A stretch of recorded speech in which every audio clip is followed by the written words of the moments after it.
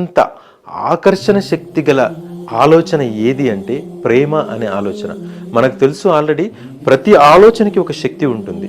Law of అట్రాక్షన్లో రెండవ చెప్పేది ఏంటి అంటే మనం ఆలోచించే ప్రతి ఆలోచనకి ఒక ఆకర్షణ శక్తి ఉండి ఆ ఆకర్షణ బయట పరిస్థితుల్లోంచి వాస్తవ పరిస్థితులను లాక్కొని మన దగ్గరికి తీసుకొని వస్తుంది.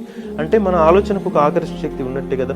ఒక మ్యాగ్నెట్లా పనిచేసి యూనివర్స్లో మనకి ఏది కావాలో అది తీసుకొని వస్తుంది అంటే లా ఆఫ్ అట్రాక్షన్ ప్రకారం మన ఆలోచనకి ఒక ఆకర్షణ శక్తి ఉంది. భూమికి ఎలాగైతే గురుత్వాకర్షణ శక్తి ఉందో మన ఆలోచన కూడా అట్రాక్షన్ శక్తి ఉంది అని అర్థం. అట్లాంటప్పుడు అత్యంత అట్రాక్షన్ పవర్ గల ఆలోచన ఏది అంటే ప్రేమ.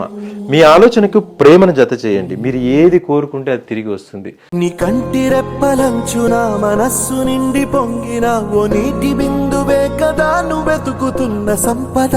ఒక్కొక్క జ్ఞాపకానికి 100 ఏళ్ల ఆయువుందిగా, ఇంకెన్ని ముందు వేచనో అవన్నీ వెతుకుతూ